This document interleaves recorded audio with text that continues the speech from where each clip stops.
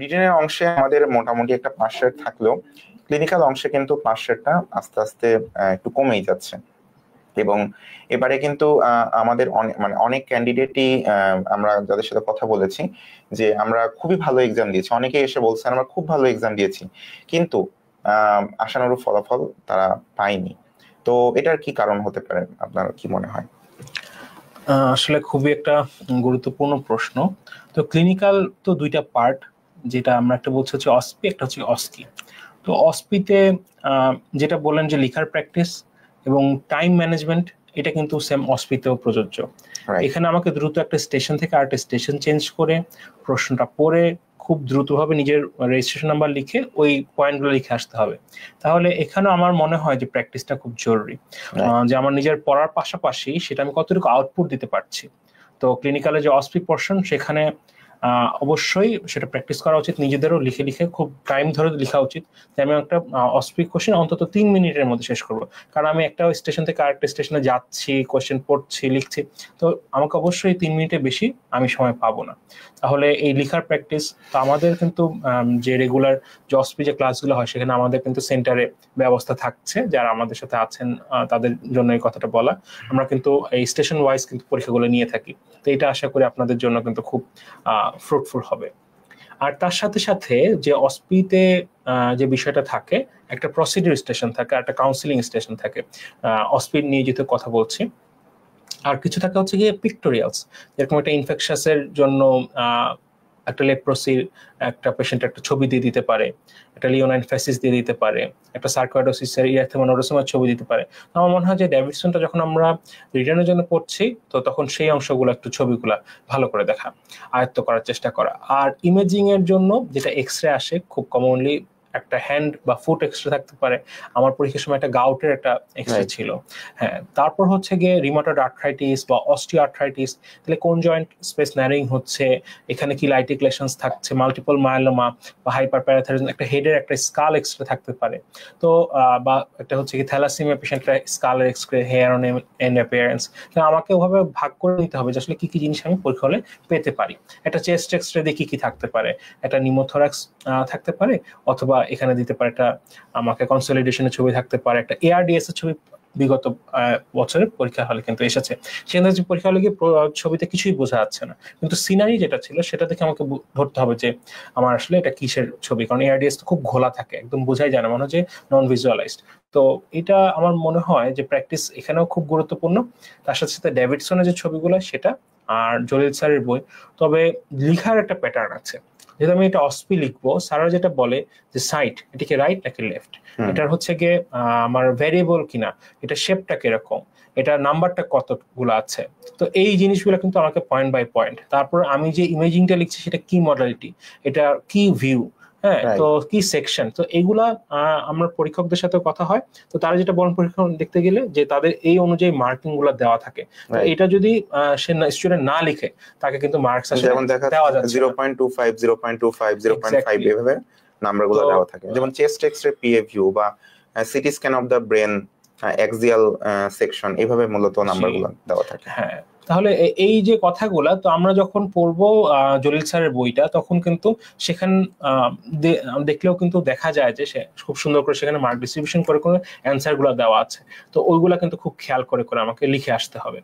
আচ্ছা, তারপরে যেটা বললাম যে ইমেজিং এর সাথে সাথে ডাটা ইন্টারপ্রিটেশন, যেরকম একটা সিবিসি থাকতে পারে, একটা প্রোটিন ইলেক্ট্রোফোরেসিস খুব কমনলি এখন পরীক্ষা হলে দিচ্ছে, সেখান থেকে কিন্তু চলে যেতে পারে কোয়েশ্চেনের মধ্যে। একটা থ্যালাসেমিয়া হতে পারে, মাল্টিপল মায়োলোমা হতে পারে, হিমোগ্লোবিন ইলেক্ট্রোফোরেসিস থাকতে পারে। আর তার সাথে যেটা এবিজি মাস্ট একটা থাকবেই। তাহলে এবিজিটা কিন্তু তুমি যদি একটু এটা নিয়ে একটু কথা বলতে, যে এবিজি আমাদের বেশ কিছু ডাটা ইন্টারপ্রিটেশন টাইপ মানে কোশ্চেন কিন্তু আমাদের অসপিতে থাকে। যেমন আমরা তো কমনলি যেটা আমাদের ফিফথ ইয়ারে যখন আমরা অসপি অংশ দিয়ে এসেছি, তখন যেমন আমাদের একটা চেস্ট এক্সরে ছিল, একটা ইসিজি ছিল, একটা পিক্টোরিয়াল ছিল। এগুলো কিন্তু কমনলি আমরা যে কোনো অসপিতে, এগুলো হচ্ছে স্ট্যাপল, যে একটা চেস্ট এক্সরে থাকবে ডেফিনেটলি, একটা ইসিজি থাকবে, কিছু পিক্টোরিয়াল থাকবে। এর সাথে সাথে আপনি যেহেতু এখন মিড টার্ম পরীক্ষা দিচ্ছেন, একটা সেমি পোস্ট গ্রাজুয়েশন বলতে পারেন, বা ফাইনালের ঠিক আগের পার্ট, তো এখানে কিন্তু আরো বেশ কিছু জিনিস কিন্তু আপনাকে মানে অবশ্যই দিবে। যেমন সিটি স্ক্যান, এমআরআই, এগুলো তো ইমেজিং দিতেই পারে। ডাটা ইন্টারপ্রিটেশনের মধ্যে কিন্তু বেশ কয়েকটা জিনিস, যেমন এবিজি খুবই খুবই গুরুত্বপূর্ণ। স্যারদের কাছে এই জিনিসটার গুরুত্ব অনেক বেশি, এবং স্যাররা কিন্তু ওয়ার্ড থেকেই দেখা যাচ্ছে যে কোনো একটা এবিজি পেলো, খুবই চমৎকার একটা এবিজি, দেখা যাচ্ছে ওইটাই ছবি তুলে দিয়ে দিচ্ছে। তো আপনারা ওয়ার্ডে আপনারা যে এবিজি গুলা পাচ্ছেন, একটা ডিকে পেশেন্ট পেলেন, একটা এবিজি, ডিকে পেশেন্টের এবিজিটা করা, বা হয়তো একটা সিওপিডি পেশেন্ট, তার একটা এবিজি করলেন, তো এই এবিজি গুলো আপনারা চেষ্টা করেন একটু ইন্টারপ্রিট করতে। দেখবেন যে এই এবিজি ইন্টারপ্রিটেশন যখনই আপনি প্র্যাকটিসের মধ্যে থাকবেন, তখন কিন্তু আপনাকে ইন ডিটেলসে এত ক্যালকুলেশন, যেগুলা মানে অনেক মানে কঠিন কঠিন ক্যালকুলেশন, এই কঠিন কঠিন ক্যালকুলেশন গুলো কিন্তু আপনাকে কষ্ট করে মনে রাখতে হবে না। দেখা যাচ্ছে এগুলো আপনি ইউজুয়াল প্র্যাকটিসেই আপনার এগুলো চলে আসবে। এর সাথে সাথে যেমন স্পাইরোমেট্রি তো আমরা অলরেডি কিছুদিন আগে একটা ক্লাসও নিলাম। স্পাইরোমেট্রি এগুলো কিন্তু আপনাকে পরীক্ষায় দিতে পারে। এগুলো কিন্তু মানে আপনি যদি প্র্যাকটিস করে না যান, তাহলে কিন্তু হঠাৎ করে ওয়ার্ডে গিয়ে এগুলা কিন্তু খুবই মানে হতচকিত হয়ে যেতে হবে। যদি যোগ করি যেরকম একটা সিএসএফ স্টাডি, সেটা কিন্তু এটা ডাটা ইন্টারপ্রিটেশন দিতে পারে, যেটা আমার পার্সিয়ালিটির একটা ব্যাকটেরিয়া মেনিনজাইটিস, নাকি এটা ভাইরাল, হ্যাঁ, নাকি টিউবারকুলার। ইভেন এটার সাথে মানে আমাদের স্যাররাই তো আমরা দেখি প্রশ্ন যারা করেন, তারা কিন্তু দেখি যে ওয়ার্ডে একটা সিএসএফ স্টাডি করা হয়েছে, সেটা টার্বিড কালার অথবা স্ট্র কালার, এটা কিন্তু তারা ছবি তুলে নেয়। ইভেন সামনে হয়তো আসতে পারে যে একটা ইউরিনারি ব্যাগে যে অরেঞ্জ কালার যে আমরা রিফাম্পিসিন, তারপর এটা তো প্রতিটা ওয়ার্ডে মেডিসিন ওয়ার্ডে ঢুকলে 2-3টা পেশেন্ট পাওয়া যায়, সেটাও কিন্তু একটা ছবি দিয়ে আমাকে একটা কোয়েশ্চেন বলতে পারে। যেমনটা বিশেষ করে অ্যান্টি টিউবারকুলার মেডিকেশন, এটা খুবই গুরুত্বপূর্ণ, তার কি কি কমপ্লিকেশন হয়, তারপরে যে আমার হেপাটাইটিস হচ্ছে, এটা নিয়ে অলরেডি বহুবার প্রশ্ন মিড টার্ম পরীক্ষাতে কিন্তু আসছে, ঠিক আছে, এবং এটা কিভাবে কমপ্লিকেশনটা আমরা সামাল দিব। আর যদি এখানে একটু অ্যাড করি যে অস্পি পোর্শনে, সেটা হচ্ছে আমাদের কাউন্সিলিং স্টেশন। তো কাউন্সিলিং স্টেশন এটা আমরা বলতে পারি একটা টকিং স্টেশন। তো এটার ব্যাপারে পরীক্ষার্থীদের প্রতি যে উপদেশ, সেটা হচ্ছে গিয়ে আমাকে কিছু জিস্ট পয়েন্টস আছে যেটা আমাকে মাথায় রাখতে হবে। তো এটা হতে পারে একটা ব্রেকিং ব্যাড নিউজ, এটা হতে পারে কোনো একটা মেডিকেশন, একটা কাউন্সিলিং, অথবা প্রেগন্যান্সিতে কোনো একটা কাউন্সিলিং, এটা কিন্তু খুব গুরুত্বপূর্ণ। আর তার সাথে সাথে যে ডিমার্টস, বিশেষ করে মেডিকেশনের মধ্যে রিমাটোলজির যে মেডিকেশন গুলো আছে, হ্যাঁ, সেগুলো কিন্তু খুব গুরুত্বপূর্ণ, এবং এটা কখন আমি দিতে পারবো, এটা দিলে আমার কি কি সাইড এফেক্ট হতে পারে। তো আমাকে রোগীকে কিন্তু আমরা ওয়ার্ডে একটা পেশেন্টের অ্যান্টিটিভি দিচ্ছি, সেই অ্যান্টিটিভিটা দেওয়ার সময় আমাকে কি কি কথা বলে দিতে হবে। অথবা হচ্ছে গিয়ে আমি একটা এখন কিন্তু মানে আমরা যারা ব্রাঞ্চে আছি, তো আমরা ইভেন ইন্টারমেডিসিন ওয়ার্ডেও আমরা কিন্তু রিটুক্সিমাব দিই। তারপর হচ্ছে গিয়ে এছাড়া যে সাইক্লোফসফামাইড, এগুলা কিন্তু যারা রিমাটোলজি বা হচ্ছে হেমাটোলজি যে প্র্যাকটিস করা হয়, কিন্তু কিছু মেডিকেশন আছে। তো এগুলো থেকে একদম গদ বাঁধা কিছু কাউন্সিলিং অবশ্যই অবশ্যই এটা মানে একদম বল যে পেইড কোয়েশ্চেন, মানে এটা কিন্তু দিতে পারে। আমার যেটা মনে হয় যে এটা ফরম্যাটটা সাজিয়ে নেওয়া, যে কি কি ফরম্যাট আমাকে এটা ফলো করতে হবে। রাইট ভাই, আমি একটু ইন্টারাপ্ট করি। অনেক ক্যান্ডিডেটদেরই একটা প্রশ্ন থাকে, কমন একটা প্রশ্ন, যে আমরা কিভাবে কাউন্সিলিং এ ফুল মার্কস পেতে পারি। যেমন অনেক সময় এমন হতে পারে যে যেমন একটা কাউন্সিলিং একটা টপিকস থাকলো, যে এই টপিকস এর উপরে আমি খুব বেশি কিছু জানি না, কিন্তু 5 মিনিটের ভিতরে কিন্তু আমাকে সাজায়ে অ্যাটলিস্ট 5 মার্কের ভিতর যতটা সম্ভব মার্ক আমাকে ক্যারি করে আনতেই হবে। ঠিক আছে, তো এইখানে আমরা কিভাবে ভালো করতে পারি ভাই, এটা যদি একটু বলেন। হ্যাঁ, এটা ভালো প্রশ্ন। তো আসলে আমি যেটা বলি যে কাউন্সিলিং নিয়ে খুব বেশি ভয়ের কিছু নেই, কারণ কাউন্সিলিং এর ক্ষেত্রেও স্যারদের কাছে একটা সেট চেকলিস্ট থাকে, তারা কিন্তু সেই যদি চেকলিস্টটা আমি ফিল আপ করে আসতে পারি, তাহলে কিন্তু আমাকে মার্কস দিয়ে দিবে। তো এটা কিন্তু একটা কমিউনিকেশন স্কিল। তো কমিউনিকেশন স্কিল আমি তার সাথে কতটুকু স্পন্টেনিয়াস। এখন যেটা অনেক সময় হয় যে রোগী তো আমার সাথে কথা বলছে না, অনেকে ইতস্তত বোধ করে, এবং সময় কিন্তু খুব কম, 5 মিনিট। তখন গিয়ে কিন্তু আমি যদি সবগুলা কথা বলে না আসতে পারি, দেখা যাচ্ছে আমি তাহলে কিন্তু মার্কসটা কমে যায়। তো এটার জন্য যেটা টিপস, সেটা হচ্ছে গিয়ে ওই ফরম্যাটটা, যেরকম প্রথমে ঢোকার পরে আমি তাকে সালাম দেওয়া, যা আসসালামু আলাইকুম, তারপর আমি নিজের পরিচয়টা দেওয়া, হ্যাঁ, যে আমি ডাক্তার অমুক, আমি আপনার সাথে কিছু কথা বলবো, তারপর তার অনুমতি নেওয়া যে আপনি আমাকে কিছু সময় দিয়ে সহযোগিতা করবেন। তাহলে আমি যদি জাস্ট এরপর ইনস্ট্রাকশন দেওয়া, যে আমাকে বলা হয়েছে আপনার রোগের ব্যাপারে আপনার সাথে একটু কথা বলতে, তাহলে এই পয়েন্টগুলো ওয়াইজ কিছু 0.25 বা কিছু একটা মার্কস থাকছে। তারপরে এখানে হতে পারে যে আপনি আপনার রোগের ব্যাপারে কতটুকু জানেন, মানে এরকম একটা ওপেন কোয়েশ্চেন। যদিও সে আমাকে বলবে না কিছু, কিন্তু আমি কিন্তু একদম জিস্ট যেটা বলা আছে সেটা নিয়ে যদি কথা বলতে শুরু করে দিই, তাহলে কিন্তু আমি মার্কসটা হারিয়ে ফেলবো। তারপর যে ডিজিজটা বা মেডিকেশনটা যেটা নিয়ে কথা বলতে হোক, প্রথমত সেটা কি জিনিস, মানে আমার এই ডিজিজটা কি, মানে এটা তাকে বলতে হবে যে আপনার যে রোগটা হয়েছে সেটা এই রোগ, এবং এই রোগটা এই নাম, এই রোগটা এই জন্য হয়। তারপর বলতে হবে যে এই রোগটা আসলে কি ধরনের, এটা কি ট্রিটেবল নাকি কিউরেবল, নাকি হচ্ছে কি এটা আমার পারসিস্টেন্টলি থাকবে। তাকে সেই বিষয়টা বলতে হবে যে এই রোগটা যেটা ধরা পড়েছে, হ্যাঁ, এটা নিরাময়যোগ্য, অথবা হচ্ছে গিয়ে এই রোগটা যেটা হচ্ছে এটা নিরাময় হবে না, তবে কিছু ওষুধের মাধ্যমে এটা নিয়ন্ত্রণযোগ্য। এই বিষয়টা যদি আমি না বলে আসি, তাকে একটা ডায়াবেটিস ডায়াগনোসিস হয়েছে নতুন করে, তাকে যদি আমি এই কথা না বলি, তাহলে কিন্তু আমি মার্কস হারিয়ে ফেলবো। পরবর্তীতে যে আমি তাকে বলা যে না, এই রোগটা যে আপনার হয়েছে এটা ভালো হওয়া সম্ভব, কিন্তু আপনাকে নিয়মিত এটা যোগাযোগ করতে হবে, ফলো আপের মধ্যে থাকা লাগবে।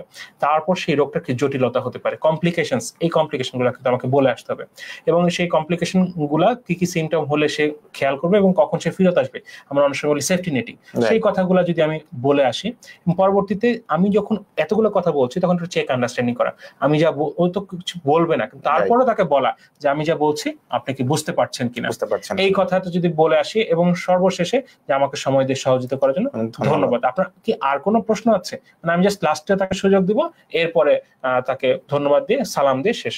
আমার মনে হয় যে এই পয়েন্টগুলো যদি কভার করতে পারি তাহলে কিন্তু অনেক। আর যদি মেডিকেশন হতো তাহলে মেডিকেশনের মেকানিজম কি, সেই মেডিকেশনটার ইম্পর্টেন্স কি, না খেলে কি কি কমপ্লিকেশনস হয়, এবং মেডিকেশন খেলে আমার কি কি পরবর্তীতে আমাকে খেয়াল রাখতে হবে, সেফটি নেটিং, এই কথাগুলো যদি বলে আসতে পারি, এবং প্রেগনেন্সি ইস্যুগুলো থাকে ফিমেল হলে সেগুলো যদি আমি একটু সেফটি নেট করে দিয়ে আসতে পারি, তাহলে মোটামুটি ফুল মার্কস। রাইট, খুব চমৎকার কথা বলেছেন আমাদের ফজলে ভাই।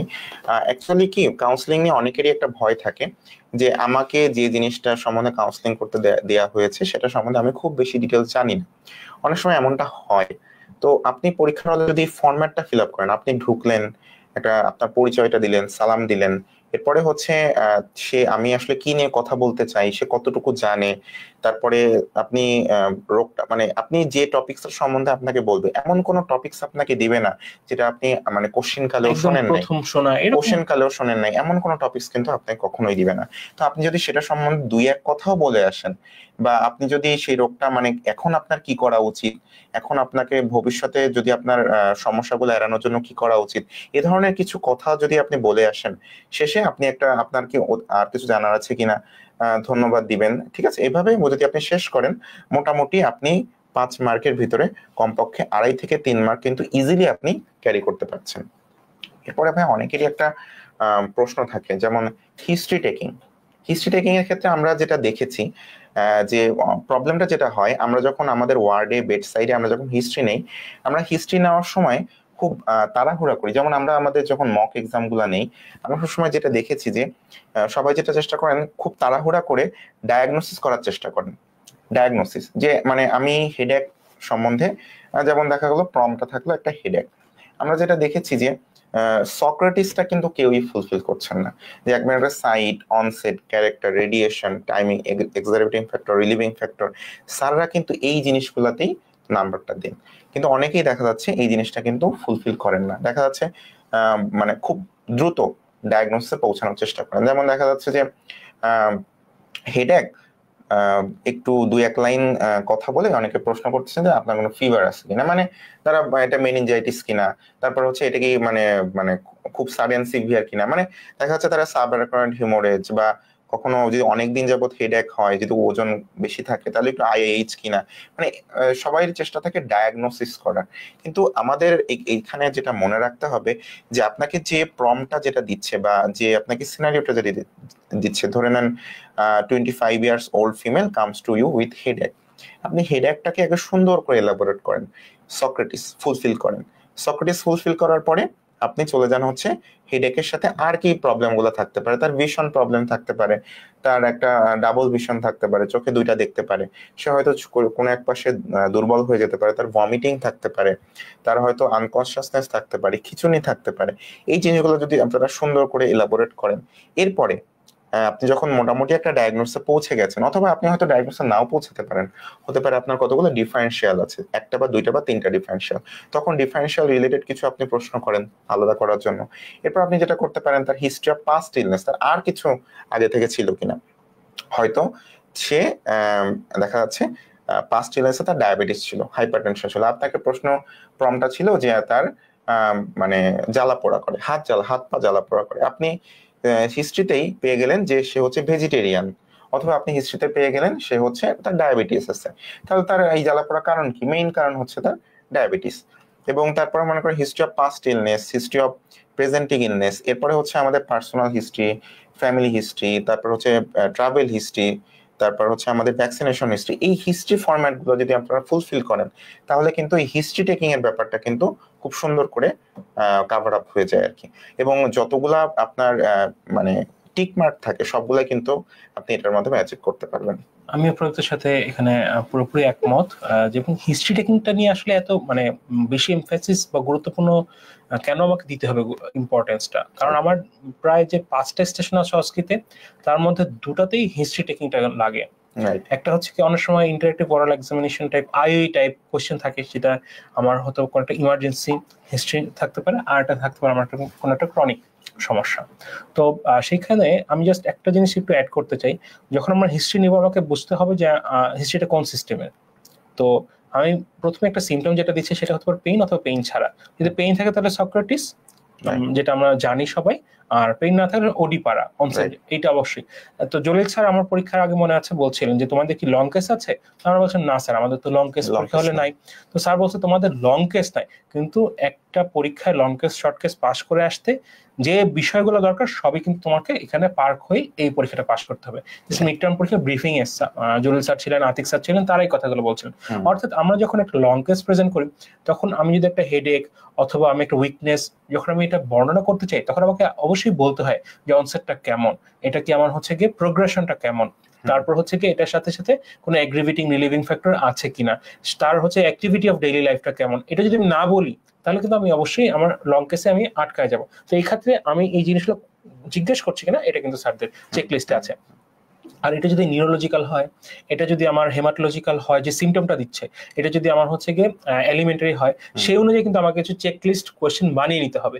যে আমাকে অবশ্যই কার্ডিও পালমোনারি মানে কিছু প্রশ্ন, যে তার হচ্ছে গিয়ে কাশির সাথে শ্বাসকষ্ট আছে কিনা, বুকে ব্যথা আছে কিনা, অথবা তার পা ফুলে গেছে কিনা, তার কখনো জ্ঞান হারিয়ে গেছে কিনা, এই জিনিসগুলো হাঁটতে গেলে তার শ্বাসকষ্ট বাড়ে কিনা, মানে এই রকম যে চেকলিস্ট। অথবা নিউরোলজিক্যাল, তার সাথে মাথা ব্যথার সাথে চোখে ঝাপসা দেখা অথবা চোখে ঘোলা দেখা, হ্যাঁ, তার সাথে সাথে তার মুখ বেঁকে গেছে কিনা, বা শরীরে কোনো পাশ দুর্বল হয়ে গেছে কিনা, অথবা খিঁচুনি হয়েছে কিনা কখনো, বা পায়ে হাতে পায়ে জ্বালা পড়া, বা পেশাব পায়খানার নিয়ন্ত্রণের সমস্যা।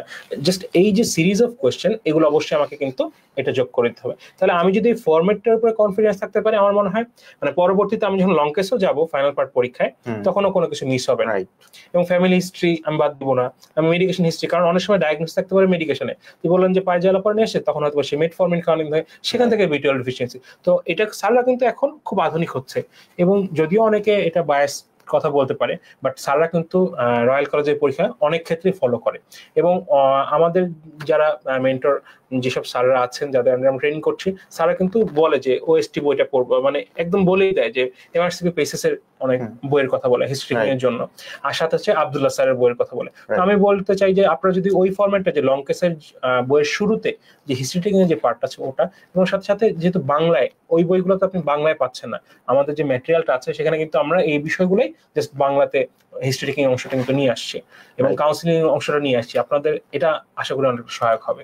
আপনাদের এই অস্পি মিড টার্ম গাইড সম্বন্ধে যদি দুই লাইন সম্বন্ধে বলি, অস্পি মিড টার্ম গাইডে কিন্তু আমাদের হিস্ট্রি টেকিং, কাউন্সিলিং এবং প্রসিডিওর প্যালেটেবল ওয়েতে, এবং আপনারা যেভাবে আমাদের পরীক্ষায় মানে প্রেজেন্ট করতে পারেন এমন ওয়েতে কিন্তু বাংলাতে হিস্ট্রি টেকিং কাউন্সিলিংটা সুন্দর করে লিখে দেওয়া আছে। এবং আমার মনে হয় হিস্ট্রি টেকিং কাউন্সিলিং অংশটা যদি আপনারা ভালোভাবে বইটা যদি ফলো করেন, অ্যাটলিস্ট একটা ফরম্যাট কিন্তু আপনারা সুন্দর করে দাঁড়ায় ফেলতে পারবেন। এবং যে কোনো ধরনের হিস্ট্রি টেকিং বা যে কোনো ধরনের কাউন্সিলিং যদি আপনাদের পরীক্ষায় আসে, আপনারা কিন্তু সেটাকে অবশ্যই সুন্দরভাবে মোকাবিলা করতে পারবেন। ভাই, আর আমাদের এরপরে মেইন যে অংশটা আমাদের হচ্ছে ক্লিনিক্যাল এক্সাম, মানে আমাদের জেনারেল এক্সামিনেশন, স্পেসিফিক এক্সামিনেশন। এটা নিয়ে আসলে একটা প্রবলেম যেটা হয়, আমরা যেটা দেখেছি যে অনেকেই ওয়ার্ডে যে প্র্যাকটিসটা করেন, ওয়ার্ডে কিন্তু আমরা যখন এক্সামিনেশন প্র্যাকটিস করি তখন কিন্তু মেথডিক্যালি অনেক সময় আমরা কিন্তু প্র্যাকটিস করা হয় না। দেখা যাচ্ছে আমরা আমাদের অ্যাবডোমেন এক্সামিনেশন করছি, আমরা হয়তো নিয়ম মেনে ইন্সপেকশনটা করছি না, আমরা হয়তো শুরুতেই অর্গান পালপেশন চলে যাচ্ছি, বা শুরুতে আমরা পারকাশন করে ফেলতেছি। বা আমরা যখন রেসপিরেটরি এক্সামিনেশন করছি, আমরা দেখা যায় পারকাশন করছি, অসকালটেশন করছি, ভোকাল রেজোন্যান্সটা দেখছি, এভাবে কিন্তু মোটামুটি আমরা শেষ করে ফেলছি। তো এখানে যেটা হচ্ছে যে আমরা যখন পরীক্ষার হলে যাচ্ছি, এই মানে স্পেসিফিক যে আমাদের যে প্র্যাকটিসটা, এই প্র্যাকটিসটা কিন্তু আমরা রেখেই দিচ্ছি। এবং আমরা যখন পরীক্ষার হলে যাচ্ছি, স্পেসিফিক অংশ কিন্তু আমাদের মিস যাচ্ছে, দেখা যাচ্ছে আমরা এক্সপেন্সিবিলিটিটা মিস করে যাচ্ছি, যেটা আমরা কমনলি আমরা ডে টু ডে এক্সামে কিন্তু আমরা দেখি না। এবং অনেক সময় কিন্তু কিছু আনকমন এক্সামিনেশনও কিন্তু পরীক্ষা অনেক সময় দেয়। যেমন আপনারা তো এখন নিউরোতে আছেন, আপনারা যখন মেডিসিনেও ছিলেন, দেখা যাচ্ছে আমাদের কিন্তু মানে যে পেশেন্ট বাল্কটা থাকে বেশিরভাগ কিন্তু অ্যাবডোমেন এবং রেসপিরেটরি এক্সামিনেশন বেশি থাকে। নিউরো এক্সামিনেশন থাকে মোটামুটি 25% হয়তো থাকতে পারে, এর সাথে হচ্ছে আমাদের যে আমাদের কার্ডিওলজি থাকতে পারে 25%, ম্যাক্সিমাম কিন্তু থাকে রেসপিরেটরি এবং অ্যাবডোমেন রিলেটেড। এবং এর সাথে কিন্তু রিউমাটোলজিক্যাল এক্সামিনেশন থাকে 10%। দেখা যাচ্ছে যে ওই রিলেটেড এক্সামিনেশন গুলো কিন্তু আমরা একটু কম প্র্যাকটিস করছি। তো এই কম প্র্যাকটিস করার কারণে যেটা হয় যে হঠাৎ করে যদি পরীক্ষায় এই নতুন একটা এক্সামিনেশন দিয়ে দেয়, তখন কিন্তু অনেক সময় একটু হতচকিত লাগে এবং কিছু স্টেপ কিন্তু অনেক সময় মিস চলে যায়। তো এখানেও আমি যেটা আসলে এবার আমরা তো পরীক্ষার আগে একটা মক নিয়েছিলাম বা পরীক্ষার্থীদের পরবর্তীতে কথা শুনেছি, এবং পরবর্তীতে বিভিন্ন এক্সামিনার তাদের সাথেও স্যারদের সাথে কথা বলার সুযোগ হয়েছে। স্যাররা যেটা বললেন, এখানেও কিন্তু স্যাররা নিজেদের মন মতো মার্কস কিন্তু দিতে পারেন না, এখানেও সেই চেক লিস্ট। রাইট। তাহলে আমার একটা হ্যান্ড এক্সামিনেশনের মধ্যে আমি যখন ইন্সপেকশন করছি, সেই ইন্সপেকশনের মধ্যে কিন্তু 6টা পয়েন্ট আছে। তো সেখানে যদি কেউ নেইল চেঞ্জের কথাটা না বলে, পিগমেন্টেশনের কথাটা না বলে, কোনো হচ্ছে কি স্ট্রাকচারাল ডিফর্মিটি ডেভিয়েশনের কথা না বলে, তাহলে কিন্তু সে সেই মার্কসটা হারিয়ে ফেলছে। অনেকে দেখা যাচ্ছে ইন্সপেকশন এটা কিভাবে স্যারদের তো এটা আসলে প্রেজেন্ট করতে দেয়নি, বলেছে উইথ রানিং কমেন্টারি। তাহলে সে খালি ইন্সপেক্ট করার অভিনয় করলো, কিন্তু বললো না যে আমি এটা দেখতে চাচ্ছি। তাহলে তো স্যারদের কোনোভাবেই এটা বোঝা সম্ভব না, তাহলে স্যার কিভাবে মার্কস দিবে? তো আমাকে যার সাথে কথা হয়েছিল, যে স্যারের সাথে স্যার বলছিলেন যে আফসোস করছিলেন যে জাস্ট ওখানে মানে 7টা 8টা এবং 24 টোটাল প্রায় 40টা 45টা পয়েন্ট ছিল আমার হ্যান্ড এক্সামিনেশনের মধ্যে, এবং যারা পেরেছে তারা সবগুলোই পেরেছে, কিন্তু ম্যাক্সিমামই সেখান থেকে 10টা পয়েন্টও টাচ করতে পারেনি। তো তাদের ওখানে আসলে পাস মার্কস দেওয়ার কোনো স্কোপই ছিল না। তো এক্ষেত্রে কিন্তু তুমি একটু বলো যে হ্যান্ড এক্সামিনেশন হলে যে কিভাবে এটা মানে এই চেক লিস্ট গুলো ভালো করে, এটা প্র্যাকটিসের তো আসলে কোনোভাবে বিকল্প নাই। তাহলে আমি যেটা বলি যে অবশ্যই ওয়ার্ডে ডে টু ডে এই প্র্যাকটিস গুলো করা, এবং একটা পার্টনার যদি সাথে পাওয়া যায় যে কিনা আমাকে অবজার্ভ করবে। আমি যদি নিজে নিজে ওয়ার্ডে ফলো আপ দিচ্ছি, খালি তখনই রোগী দেখছি, এবং পরীক্ষার হলে যাওয়ার আগে 1 সপ্তাহ আমি রোগী দেখবো, তাহলে আসলে আমার মনে হয় সম্ভব না।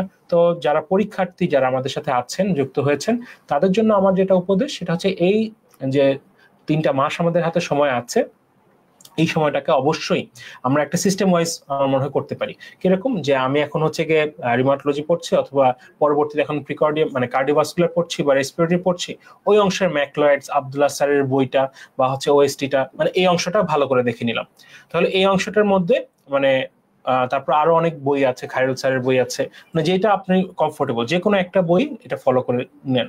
এবং যারা সিনাপসের সাথে যুক্ত আছেন, আমরা তো একদম এক্সামিনেশন স্টেপ ওয়াইজ সেটা তাদেরকে প্রোভাইড করি, এবং সাথে সাথে আমাদের সেন্টারে আমরা হাতে ধরে বলে দিই যে প্রতিটা স্টেপ কোন ক্ষেত্রে কমেন্টারিতে কি কি পয়েন্ট বলা লাগবে, কোন ক্ষেত্রে কি কি দেখা লাগবে, ইন্সপেকশনে পালপেশনের ক্ষেত্রে কি কি বলবো, যেটা এটা দেখতে যাচ্ছে এটা নর্মাল। সো আমার যেটা মনে হয়, তো এটা আপনারা অবশ্যই এখন একটা সিস্টেম ধরে ধরে পড়েন, এবং পরবর্তীতে পার্টনারের সামনে সেই জিনিসগুলো প্র্যাকটিস করেন। অন্তত একটা সিস্টেম যদি আমি 1 সপ্তাহের মধ্যে সময় নেই, তাহলে এই 3 মাসের মধ্যে আমার মনে হয় যে পুরাটা কভার আপ করা সম্ভব বেশ ভালোভাবে।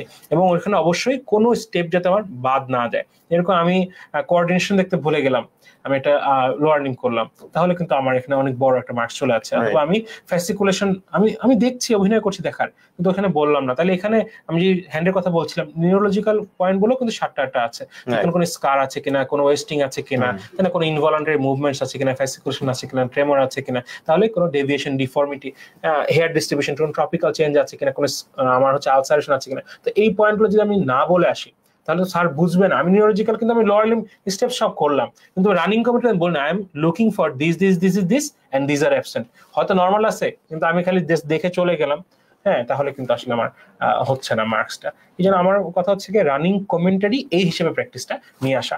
এবং এখনো খুব বেশি প্রেজেন্টেশনটা লাগছে না, কিন্তু যারা রানিং কমেন্টারি দিতে পারবে সে খুব সুন্দর প্রেজেন্টও করতে পারবে। তো আমার মনে হয় যে একটা এক্সামিনেশন শেষ করার পর তার পার্টনারের সাথে তার প্রেজেন্টেশনটাও প্র্যাকটিস করা আমার মনে হচ্ছে এটা খুব গুরুত্বপূর্ণ। রাইট। এবং আমাদের আপনাদেরকে বলে দিতে চাই যে আমাদের এফসিপিএস মিড টার্ম মেডিসিন মানে সিনাপস মেডিকেল একাডেমির যে এক্সাম প্লাস ব্যাচ, এটার ভিতরে কিন্তু আমাদের অসপি এবং অস্কি দুইটাই কিন্তু ইনক্লুডেড। এবং আমার মনে হয় আমাদের যে অসপি এবং অস্কি ক্লাসগুলো আছে, এমন কোনো এক্সামিনেশন টপিকস বা অসপি টপিকস এর মধ্যে ইনক্লুডেড নাই এমন কিন্তু নাই।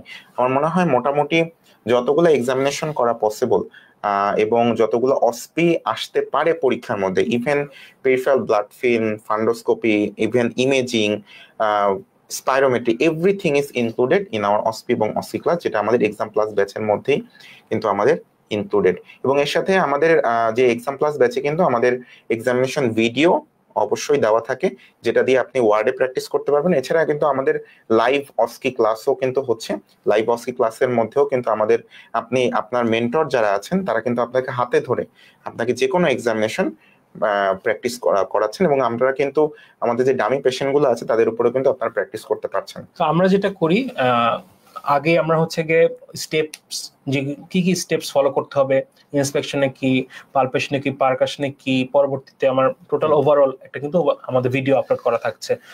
এবং তারপরে আমরা আবার সেন্টারে ক্লাসের জন্য রাখছি, তখন একজন যে এক্সামিনি সে কিন্তু প্র্যাকটিস করতে পারছে আমাদের সাথে। তো এটা খুবই ইম্পর্টেন্ট।